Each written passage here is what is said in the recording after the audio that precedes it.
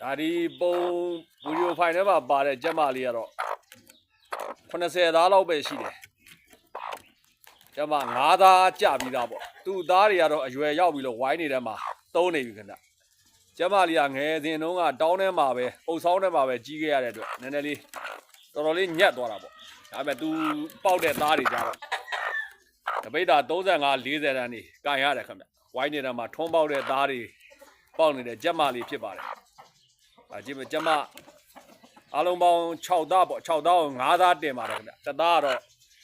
အကောင်လေးပေါက်ပြီးမှကြောင်တော့ပါသားတဲ့အတွက်မကြံတော့ဘူးပေါ့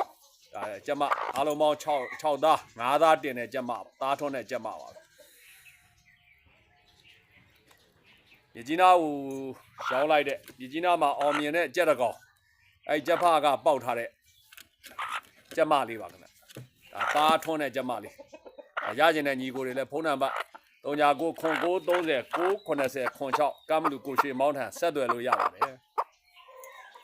ဒါအခုဝစ်နေတာပေါ့ဝစ်နေတာနေအောက်ဆင်းလာပြီးတော့ခဏအစာစားရပါတယ်ခင်ဗျ